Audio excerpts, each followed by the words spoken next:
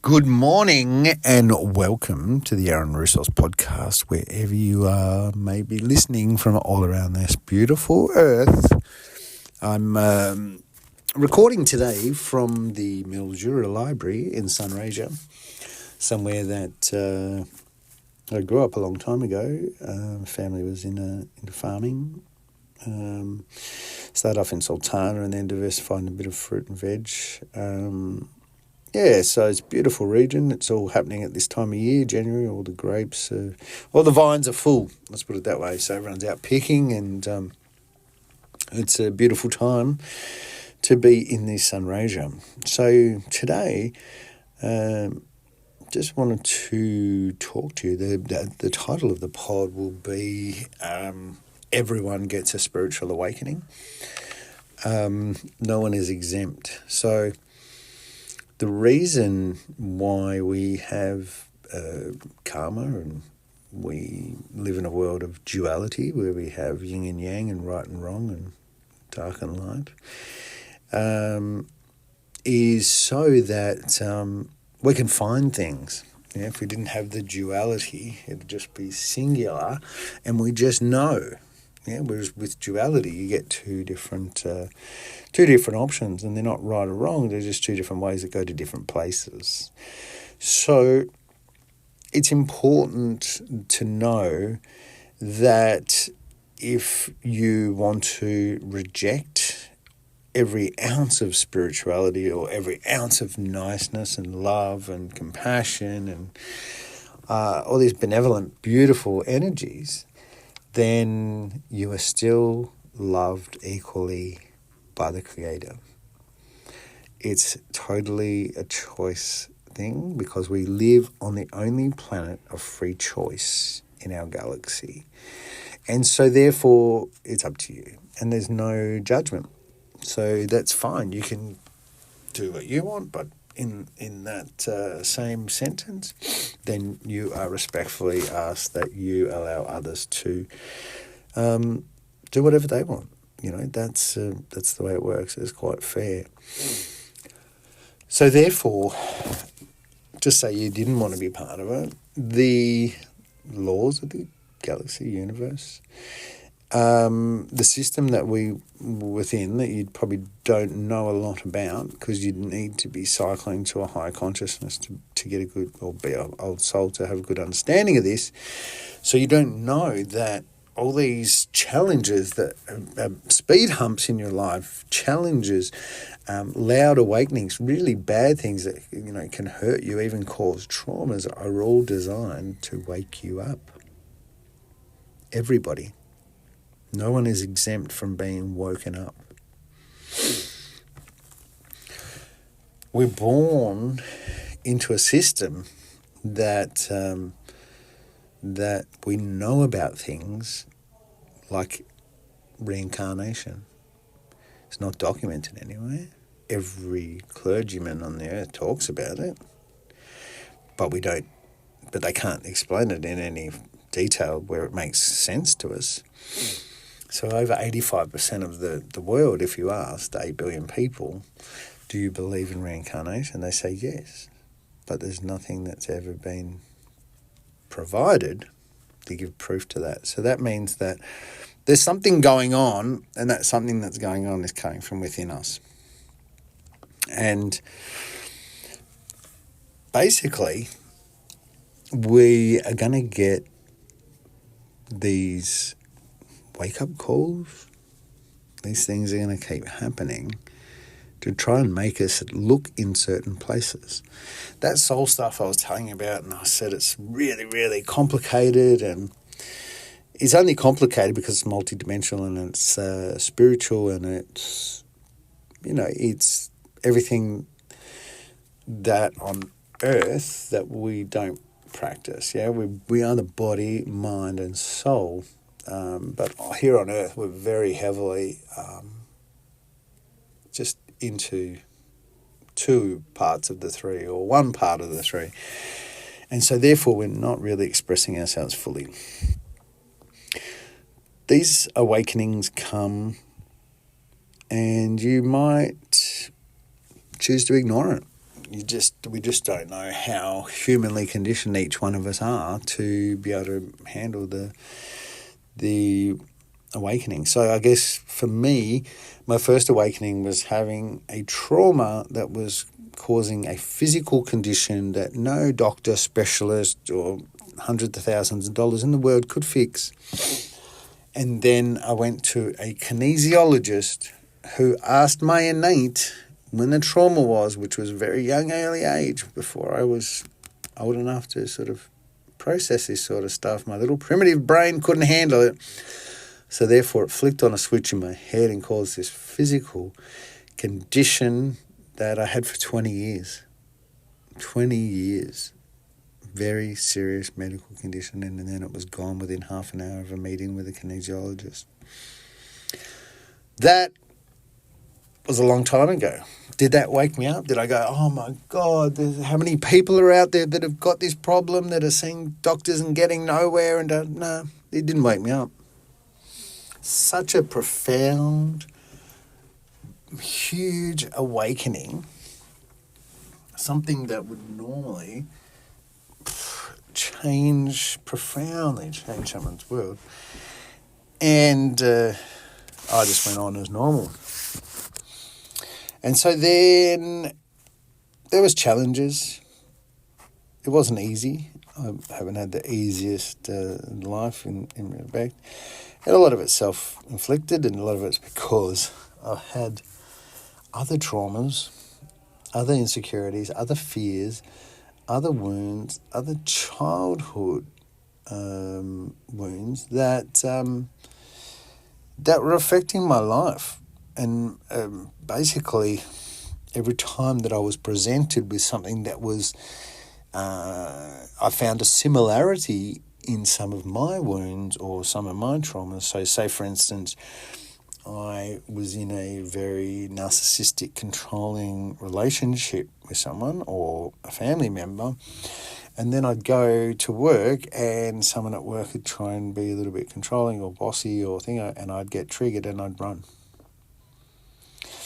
Now, when you are very wounded, like I was, I had some traumas there as well, what do you think happens when you keep running and you have to run and have 3-4 jobs a year for years and years and years and years and years, end on end? You get nowhere.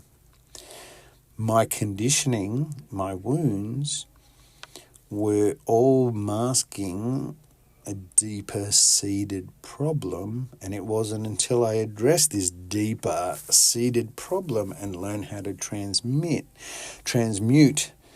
these negative feelings within me and how to basically allow myself to understand them fully and transmute them and get rid of them. And then on the other side, this beautiful person comes out, and now, it's very hard to get triggered. So it is worth going through. It's not nice to go through.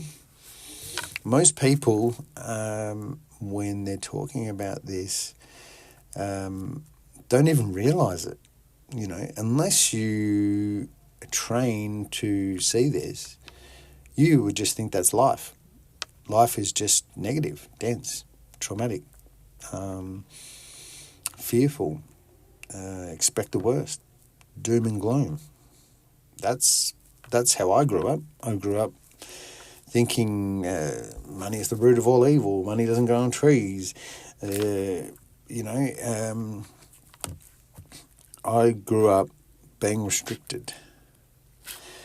And it wasn't until later in life that some of those things, because it came from people that I trusted and loved, had actually made their way into my belief system or my set of belief systems, and then I had to go back in and erase it for me to be able to go and work and operate in the world as someone called the true self. And when you meet your true self, I've never met anyone, I've never done work with anyone and transmuted all these fears, wounds, traumas,